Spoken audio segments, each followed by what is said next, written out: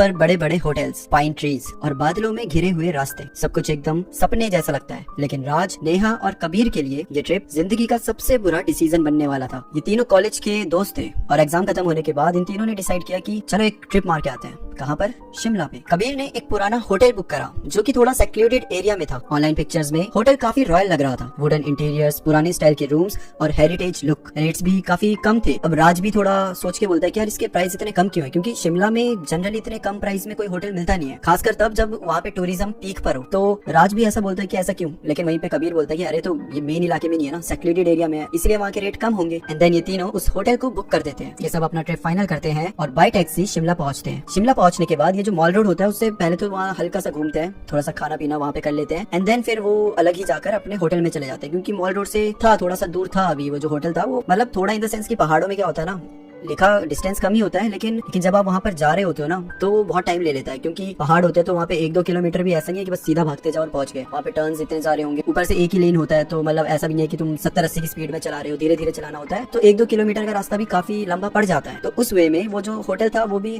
था दूर था, मतलब आधा पौना घंटा लगा इन्हें वहाँ पहुंचने में। जब ये होटल के बाहर खड़े होते हैं ना तो इन तीनों को थोड़ा अजीब सा लगता है, क्योंकि वो फोटो में जैसा दिख रहा था उससे अलग था। बिल्डिंग पुरानी थी, पेंट उतरा हुआ था। वहाँ के जो केयर टेकर होते हैं वो काफी बूढ़े होते हैं। वो गेट खोलते हैं, बाहर आते हैं, इन तीनों से पूछते हैं कि अच्छा आपका नाम, अच्छा आपने कब से कब तक बुकिंग कराई है, सब थोड़ी सी वेरिफिकेशन एंड ऑल। वेरिफिकेशन करने के बाद केयर टेकर इनको इनके रूम की कीज दे देता है, जो कि होती है 3rd फ्लोर की, रूम नंबर 305। ये तीनों जब चाबी लेकर रूम देखने के लिए जा ही रहे होते हैं तो केयर टेकर बोलता है कि अच्छा एक और बात, रात को खिड़कियां मत खोलना। तो नेहा हंसकर बोलते हैं कि क्यों, क्या हुआ, भूत आ जाएगा क्या? वो केयर टेकर कुछ नहीं बोलता, वो ऐसे रिएक्ट करता है मानो उसने कुछ सुना ही नहीं। ये अपने रूम में जाते हैं। रूम अंदर से थोड़ा सा बेटर होता है, वुडन फ्लोरिंग होती है, ओल्ड स्टाइल के बेड होते हैं पुराने जमाने के, दीवार पर एक बड़ा सा शीशा लगा होता है और एक बालकनी होती है जो पहाड़ों की तरफ खुलती है। लेकिन एक अजीब चीज थी, रूम में एक कॉर्नर में पुराना ट्रंक रखा हुआ था लॉक के साथ। जब कबीर ने स्टाफ से पूछा और बोला कि आप ये ट्रंक हटा सकते हैं क्या, तो केयर टेकर ने मना कर दिया, ये यही रहता है, कोई हाथ मत लगाना, ये केयर टेकर ने बोला। ये तीनों भी ज्यादा ध्यान नहीं देते, बोलते चलो ठीक है यार जो भी है। अब ये तीनों अपना रेस्ट करते हैं, इतना थक कर आए हैं, खाना इन्होंने खा ही लिया था और फिर पूरी रात ऐसे गुजारते हैं। अब अगला दिन हो जाता है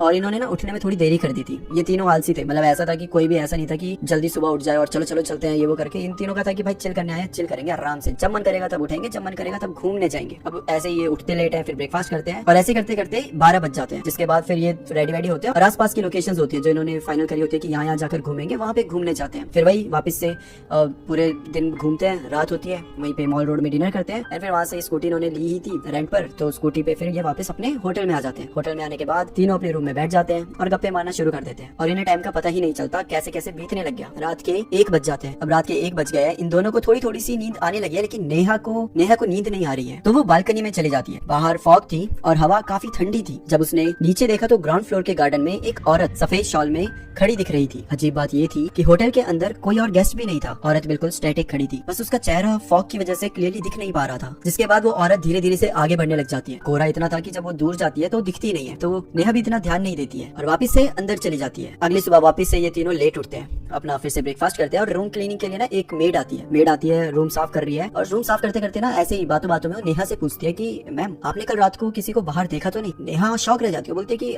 आपको कैसे पता? मेड थोड़ी सी हैरान रह जाती है, वो आगे पीछे देखती है और बोलती है कि मैम मैं आपको एक चीज बताना चाहती हूँ, प्लीज आप ओनर को मत बताइएगा वरना मेरी नौकरी भी जा सकती है। नेहा बोलती है हाँ बताइए। तो वो बताती है कि आप प्लीज इस रूम को छोड़ दीजिए, आप यहाँ मत रहिए, ये रूम नंबर 305 सही नहीं है। इससे पहले नेहा इन सारी चीजों को प्रोसेस कर पाती, कुछ पूछ पाती, मेड वहाँ से चली जाती है। नेहा को थोड़ा अजीब लगा, मेड ने ऐसा क्यों बोला। इससे पहले वो किसी से डिस्कस करती, सब बाहर चलने के लिए बहुत जल्दी जल्दी करने लगे थे और नेहा भी बातों बातों में भूल जाती है। रात में आते वक्त इन सब ने ड्रिंक कर रखी थी और सब अपने नशे में थे। अब नशे में थे तो तीनों रूम में आ जाते हैं और ऐसी बातें करने लग जाते हैं और बातों बातों में तीनों भूतों की बातें करने लग जाते हैं। और जब भूतों की बातें करने लगते हैं ना तब इन दोनों को, जो दोनों लड़के थे राज और कबीर, इन्हें याद आता है कि यहाँ तो एक ट्रंक भी पड़ा है जो कि बड़ा सस्पिशियस है, चलो ट्रंक को खोलकर देखते हैं। अब सबको पता है एक तो उन्होंने नशे करे, ऊपर से फुल जोश में, और जोश में आप वो काम करते हो जो आपको दुनिया करने से रोकती है, और वो ट्रंक खोलने के लिए रोका गया था। तो उन दोनों को भी ऐसा था नहीं अब तो देख के रहेंगे कि इसमें है क्या। अभी दोनों क्या करते हैं ना, एक पत्थर सा होता है वो उठाते हैं और उससे लॉक को तोड़ देते हैं। लॉक तोड़ने के बाद ये, और वो लॉक इतना मतलब वो बहुत पुराना सा लॉक था, ऐसा लगता है जंग भी लग गया, तो इतना बहुत मुश्किल भी नहीं हुई तोड़ने में, बस 1-2 हिट मारते ही वो टूट गया। अब कबीर ट्रंक खोलकर देखते हैं। ट्रंक के अंदर कुछ साड़ियां रखी होती है और चूड़ियां रखी होती है। ये दोनों बहुत हंसते हैं कि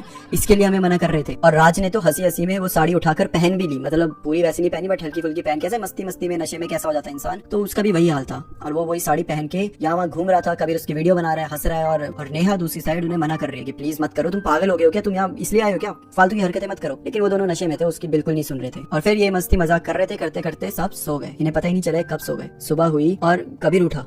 कबीर जब उठता है तो देखता है कि राज उस साड़ी में ही सो गया है, नेहा जहाँ बैठी हुई थी वो वहीं सो गई है। तो कबीर जल्दी जल्दी उठाते कि उठो उठो उठो पागलो, जल्दी उठो, अगर केयर टेकर आ गया और उसने हमें इस हालत में देख लिया तो बहुत सुनाएगा। उसके बाद सब उठते हैं, रूम को अपने ही हिसाब से ठीक ठाक करते हैं, साड़ी वाड़ी उतार के, राज ने जो साड़ी पहन के सो गया था वो उतारता है, उसके बाद ट्रंक में रखता है, एंड देन फाइनली थोड़ा रिलीफ फील करते हैं। और राज हंसते हंसते बोलता है यार कल तो जबरदस्ती कॉमेडी हो गई थी, ऊपर से अगर वो साड़ी वाली मैडम भी होती ना तो वो भी हमारी पार्टी में शामिल हो गई थी। तो कबीर बोलता है अरे वो नहीं भी थी तब भी शामिल थी, तू जो था उनकी जगह। और ऐसे करके तीनों हंस रहे हैं। नेहा ने भी थोड़ा, उसको उस समय पर मेड ने बोला था तो उसे थोड़ा लग रहा था कि यार ये क्या बोल रही है, क्यों बोल रही है, लेकिन टाइम अब जैसे वो सुबह भी हो गई थी, रात भी चली गई, तो अब उसने वो चीजें लाइटली ले ली और वो भी हंस रही है कि हाँ हाँ करके, मतलब भूल गई है पुरानी चीजें। ऑल्दो नेहा वो बातें भूल गई थी, बट पता नहीं क्यों उसे सफेद शॉल में जो औरत दिखी थी ना वो सपने में भी दिख रही थी। ऑल्दो नेहा ने किसी को कुछ बताया नहीं, बट मतलब वो हंसी मजाक कर रही है, लेकिन कहीं कभी कभी उसे एकदम से ध्यान वो सपने की तरफ आ जा रहा है, उस औरत की तरफ चला जा रहा है। अच्छा, ये अब सारे ब्रेकफास्ट करने चले जाते हैं, टेबल पर जाके ब्रेकफास्ट कर रहे होते हैं, और इन्हीं के बगल में केयर टेकर जो होता है इन्हें चुपचाप देख रहा होता है। उसकी आंखों में ऐसा लग रहा था जैसे वो सब कुछ जानता हो। नेहा ने नोटिस किया कि उसने राज की तरफ ज्यादा देर तक घूरा और फिर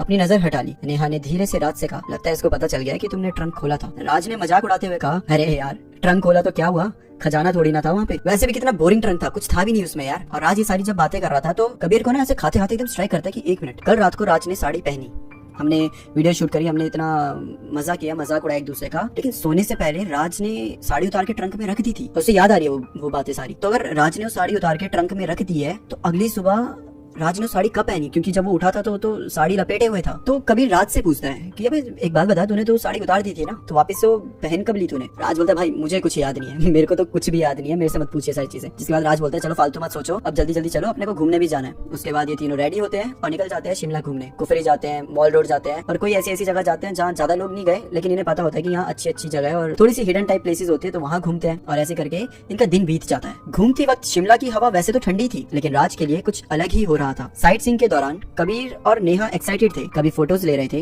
कभी चाय और मोमोज एंजॉय कर रहे थे, लेकिन राज बस धीरे धीरे चल रहा था। उसने बार बार कहा, यार मुझे लग रहा है मेरी बॉडी में ना जान ही नहीं है, पूरी थकावट सी लग रही है यार, काफी टायर्ड लग रहा हूँ। कबीर ने भी हंसी में बोला, अरे भाई कल रात तू साड़ी पहन के नागिन डांस कर रहा था, ऑब्वियसली तेरी बॉडी थकी होगी, ऑब्वियसली तू टायर्ड फील करेगा। पर नेहा कुछ नहीं कह रही थी। उसने नोटिस किया कि राज का फेस अनयूजुअली पेल हो गया था, मतलब कलर सा ही उड़ गया था, जैसे कि उसकी बॉडी में खून ही नहीं बचा हो। उसकी आंखों के नीचे गहरे काले दाग बन गए थे और उसकी आंखें बेजान लग रही थी। जब मॉल रोड से एक कैफे में चाय पीने ये सब गए, राज के हाथों से चाय का कप गिर गया। ऐसा लग रहा था जैसे मानो उसका अपने हाथों से कंट्रोल ही चला गया हो। राज अपने हाथ को ऐसे देखता है और बोलता है, यार लगता है मैं अपने बॉडी का कंट्रोल खो रहा हूँ, लिटरली मुझे समझ नहीं आ रहा, मेरे हाथ मेरे कंट्रोल में नहीं लग रहे हैं। और तब नेहा की नजर राज के राइट हैंड के रिस्ट पर जाती है, जहाँ पर लाल रंग का कुछ निशान सा बना हुआ था। नेहा ने हल्की सी आवाज में कहा, राज ये देख तेरा हाथ। राज एकदम चिड़चिड़ा हो गया था। उसने उसे बोला कि बस कर यार, हरदम मजाक नहीं अच्छा लगता। और राज जब वापस होटल आता है, राज ने बस बेड में गिरकर बोला कि मुझे सोने दो, बहुत थक गया हूँ यार, अब मुझे बस सोना है। कबीर और नेहा टीवी देखने लग जाते हैं और ऐसे करते करते रात के 2 बज जाते हैं और कबीर और नेहा को भी पता नहीं चलता कि वो कब सो जाते हैं। रात के 2 बजे कबीर की आंख खुलती है तो देखता है कि राज बेड पर नहीं था। कबीर ने नेहा को जगाया। दोनों ने हर जगह सर्च करा, रूम में हर जगह छाना, बाथरूम, बालकनी, हर जगह, पर राज वहाँ नहीं था। तभी उनकी नजर गई रूम के कोने वाले मिरर पर। मिरर के सामने राज खड़ा था, साड़ी फिर से उसके शोल्डर पर लिपटी हुई थी, जैसे कि मानो वो अपने आप आ गई हो। राज का चेहरा ब्लैंक था और उसकी आंखें सीधा शीशे के अंदर घूर रही थी। कबीर ने चिल्ला के कहा, राज तू क्या कर रहा है यार, इतनी रात को पागल हो गया क्या। राज ने पलट कर देखा तो बस एक अजीब सा ब्लैंक स्टेयर दे रहा था। वो आगे बढ़ने लगता है, तभी शीशे में नेहा रिफ्लेक्शन देखती है, जिसे देख उसकी सांसें अटक जाती है। शीशे में राज की रिफ्लेक्शन थी ही नहीं, बल्कि उस औरत की थी जो उस दिन रात को नेहा को बाहर दिखी थी। नेहा कबीर का हाथ कस के पकड़ लेती है और शीशे की तरफ इशारा करती है, और जब कबीर शीशे की तरफ देखता है तो उसको भी सेम चीज दिखाई देती है। दोनों को विश्वास ही नहीं हो रहा था उनकी आंखों के सामने क्या चल रहा था। उन्हें समझ नहीं आ रहा था कि ये सच है या कोई हेलुसिनेशन। राज जो कि अभी शीशे के सामने खड़ा था, धीरे से बालकनी की तरफ जाने लग जाता है। बर्फीली हवा बालकनी में तेजी से चल रही थी। राज ने साड़ी अपने शोल्डर से खींचकर फिर से लपेट ली, जैसे वो उसकी अपनी हो, और उसकी आंखों से आंसू बहने लगे। वो बालकनी की रेलिंग पर बैठ गया, दोनों घुटने पकड़कर झुक गया और एक बच्चे की की तरह जोर जोर से रोने लगा। मैं क्यों, मुझे क्यों बुला रही है? राज ये रोते रोते बोल रहा है, पता नहीं किससे बोल रहा है, बस बोल रहा है। नेहा और कबीर डर के मारे राज के पास नहीं गए, बस दूर खड़े होकर उसे देखते रहे। नेहा धीरे से बोलती है कि राज तो ठीक है ना? पर राज ने कोई जवाब नहीं दिया, बस उसके आंसू बर्फीली हवा के साथ बह रहे थे। उसके कंधों पे जो साड़ी लिपटी हुई थी उसकी झलार बालकनी के ग्रिल पर लटक रही थी। सारी रात राज बाहर ही बैठा था और ये दोनों रूम के अंदर बैठे थे। इन्हें पता ही नहीं चला कि कब ये लोग सो गए। सुबह होती है, नेहा की आंख खुलती है तो देखती है कि राज अब बालकनी में नहीं था, वो बेड के ऊपर सोया पड़ा था और उसके ऊपर कोई साड़ी भी नहीं थी, उसने कोई साड़ी नहीं पहनी हुई थी। नेहा जल्दी से कबीर को उठाती है। दोनों उठ के राज को देख रहे हैं और राज गहरी नींद में सोया हुआ है। कबीर की पहले हिम्मत नहीं हो रही थी, बट कैसे तो करके हिम्मत जुटाता है एंड देन वो राज को उठाता है। राज जब उठता है तो एकदम नॉर्मल होता है, उसे पिछली रात का कुछ याद नहीं। वो तो बिल्कुल ऐसा उठा है कि चलो दोस्तों अब फाइनली मेरी बॉडी में थोड़ी जान है यार, कल तो मर ही गया था, ऐसे करके वो एकदम नॉर्मल है। और नेहा का ध्यान जाता है राज के कंधे पर, जहाँ पे उसने से साड़ी पहन रखी थी। उसके कंधे पर बर्न मार्क्स थे, मतलब कि कुछ जलने के मार्क्स थे। वो राज से पूछती है कि ये निशान कहाँ से है, तो राज के पास उसके लिए कोई जवाब नहीं था। तीनों ब्रेकफास्ट करने जाते हैं लेकिन एकदम चुप। पहली बार ये तीनों किसी से कुछ नहीं कह रहे, सब अपना खाना खा रहे हैं और एक अजीब सा सन्नाटा है उनके बीच। तभी वो केयर टेकर आता है और अजीब तरीके से राज को घूरने लग जाता है। वो बस ये पूछता है सबसे, क्या किसी ने वो ट्रंक खोला था? तीनों में से कोई कुछ नहीं बोलता, बस वो एक दूसरे का मुंह देख रहे थे। उस दिन किसी का कहीं जाने का मूड ही नहीं था। इवन राज को फीवर आ गया था और बाकी नेहा और कबीर के दिमाग में वही रात वाली बात चल रही थी, जो भी उन्होंने देखा था वो क्या था। तभी नेहा को वो मेड दिखती है जिसने नेहा को पहले ही दिन बता दिया था कि इस रूम में मत रहना। नेहा उस मेड के पास भागते हुए जाती है और दूसरे रूम में ले जाकर पूछती है। पहले तो मेड कुछ नहीं बताती है, लेकिन नेहा जब उससे बार बार पूछती है तो फाइनली वो मेड बताती है कि कई साल पहले इस होटल के 305 नंबर के रूम में एक कपल रहने आया था। कपल काफी ज्यादा टॉक्सिक था। जो हस्बैंड था वो अपनी वाइफ को मारता था, और जब वो यहाँ आए थे तब भी वो अपनी वाइफ को मारता था। आवाजें आती थी उसके मारने की, वो दारू वारू पी लेता था और अपनी वाइफ के साथ काफी बदसलूकी करता था। उसके रोने की, वाइफ के रोने की आवाज पूरे होटल में गूंजती थी। ये लोग 3 दिन के लिए रहने के लिए आए थे, लेकिन दूसरे दिन की रात को जो वाइफ होती है वो एक साड़ी से ही वहाँ पर फांसी लगा देती है। वो एक साड़ी का यूज करके वहीं पर रूम में ही खुद की जान ले लेती है। और तब से लेकर आज तक कहा जाता है कि इस रूम के अंदर उस औरत की आत्मा भटकती है। होटल वालों को ये सब चीजें पता है, लेकिन फिर भी वो बस चंद पैसा कमाने के लिए ये वाले रूम को चढ़ा देते हैं, रेंट पे चढ़ा देते हैं। जबकि कई सारे लोगों ने बहुत कुछ कहा है कि कभी उन्होंने यहाँ ये देखा है, कभी उन्होंने वहाँ देखा है, बहुत सारी कंप्लेंट्स आई है, बट होटल वाले इन सारी चीजों को इग्नोर करते हैं। और ये सुनकर नेहा के तो मानो प्राण निकल गए। वो औरत, राज वो साड़ी पहन के घूमना, उसके रात को ये सारी चीजें बोलना, मैं ही क्यों, ये सब एकदम से नेहा के दिमाग में सारी चीजें घूमने लग जाती है। और फिर नेहा कबीर से बात करती है, वो अब यहाँ नहीं रुकेंगे। कबीर भी कोई रिस्क नहीं लेना चाहता था। वो टैक्सी बुक करते हैं। अब रात के 7 बज रहे होते हैं। नेहा कबीर से बोलती है कि नहीं, यहाँ तो नहीं रुकना। कबीर भी बोलता है कि सही बात है भाई, यहाँ नहीं रुक सकते। और ये दोनों जाते हैं रूम में ना, सब चीजें अपनी पैक करने लग जाते हैं। राज देखता है कि क्या हो गया तुम्हें, पागल हो गया, पैक क्यों कर रहे हो सब कुछ? कबीर बोलता है ब्रो हम चल रहे हैं, कुछ काम आ गया, अपने को जाना पड़ेगा। राज पहले पूछता है क्या काम आ गया ये वो। कबीर बोलता है यार तू चलना, तेरे को बताते हैं बीच में रास्ते में। तो राज भी बोलता है चल ठीक है। वो भी पैकिंग करना शुरू करता है, लेकिन एकदम से ना राज के एटीट्यूड में एकदम सडन शिफ्ट होता है। राज एकदम से खड़ा होकर ना औरत की आवाज में बोलने लग जाता है कि मैं कहीं नहीं जाऊंगा, मैं ये रूम छोड़कर नहीं जाऊंगा। और ये चीज कबीर देखता है, ये चीज नेहा देखती है और दोनों बहुत ज्यादा डर जाते हैं। दोनों भागते हैं, सीधा केयर टेकर के पास जाते हैं और बोलते हैं कि अगर तुझे पता था कि ये रूम हॉन्टेड है तो हमें क्यों दिया? पागल है तू, हमें मारना चाहता है? तुझे पता है हम क्या कर सकते हैं? हम जाएंगे पुलिस में कंप्लेंट करेंगे, तेरे पूरे होटल को बंद करवा देंगे। केयर टेकर समझ जाता है कि क्या चल रहा है। वो इन दोनों के साथ रूम में आता है तो राज को देखता है। राज का एटीट्यूड पूरी तरीके से बदल गया था और वो काफी गुस्से में भी था। केयर टेकर ट्रंक को जाकर देखता है, खोलता है तो ट्रंक के अंदर वो साड़ी नहीं होती। केयर टेकर इन तीनों को डांटता है कि तुम पागल हो, तुम्हें मना किया था ना, तुम क्यों छेड़ा तुमने इस ट्रंक को? तो ये दोनों बोलते हैं कि हाँ ठीक है हमने छेड़ दिया, ठीक है, लेकिन इसका मतलब ये नहीं है कि तुम बच जाओगे। तुम एक हॉन्टेड जगह को ऐसे रेंट पे चढ़ा रहे हो, तुम हमारी जान के साथ खेल रहे हो, हम तुम्हें नहीं छोड़ेंगे। केयर टेकर बोलता है अच्छा ठीक है, बस मुझे ये बताओ कि साड़ी कहाँ पर है? नेहा बोलते हैं कि हमने तो साड़ी यहाँ रख दी थी, हमें नहीं पता कहाँ पर है। और तभी पीछे से जो राज होता है वो हंसने लग जाता है और वो काफी भयानक तरीके से हंसता है, इतनी जोर जोर से कि शायद बाहर कोई अगर इंसान होगा तो उसको भी वो हंसने की आवाज सुनाई देगी। पर राज हंसे जा रहा था तभी केयर टेकर जोर से बोलता है स्वाति बंद करो अपना ड्रामा। जैसे वो ये बोलता है ना, राज एकदम चुप हो जाता है और अचानक से उसकी शक्ल रोने वाली हो जाती है। राज दौड़ते हुए जाता है, केयर टेकर के पास जाकर उसके पैर पकड़ लेता है और बोलता है कि तुमने देखा था ना मुझे मारता था, वो मुझे रोज मारता था, उसी की वजह से तो मैंने अपनी जान गंवाई है। तुमने देखा था ना सब? वो जो दोनों होते हैं कबीर और नेहा, वो दोनों की आंखें फटी रह जाती है कि चल क्या रहा है। नेहा का तो फिर भी पता था, कबीर को कुछ आइडिया नहीं था। वो दोनों बोलते हैं केयर टेकर से कि भाई ठीक करो, सारी चीजें हैंडल करो, तुम्हें कुछ तो पता होगा, हम नहीं जानते, तुम ठीक करो, हमारे दोस्त को सही करो। केयर टेकर इन दोनों को बोलता है कि एक काम करो, तुम होटल छोड़ के चले जाओ, कहीं और चले जाओ। ये दोनों बोलते हैं कि हाँ हम वही कर रहे थे, लेकिन जो राज होता है वो मान ही नहीं रहा था, वो छोड़ के जाने को तैयार ही नहीं था। तभी केयर टेकर इन दोनों को बाहर ले जाता है और बोलता है कि उस साड़ी को ढूंढो, उस साड़ी को ट्रंक के अंदर डालो, ट्रंक को बंद करो, तभी राज ठीक होगा। अगर वो साड़ी नहीं मिलेगी तो स्वाति राज को छोड़ेगी नहीं। ये दोनों पागल हो जाते हैं कि भाई ये क्या बोल रहे हो, हम राज के घर वालों को क्या बोलेंगे, हम कैसे जाएंगे उसके बिना। ये तीनों अंदर जाते हैं वापस और साड़ी ढूंढना शुरू करते हैं। बालकनी में, यहाँ वहाँ हर जगह ढूंढते हैं, साड़ी कहीं मिलती ही नहीं। और स्वाति ना बस एक कोने में खड़ी है, वो कुछ बोल नहीं रही, कुछ नहीं, वो बस खड़ी है और इन्हें देखे जा रही है। नेहा स्वाति के पास जाकर बोलती है कि प्लीज मुझे बता दो तुमने साड़ी कहाँ रखी है। राज प्लीज मुझे बता दो। राज बोले जा रही है,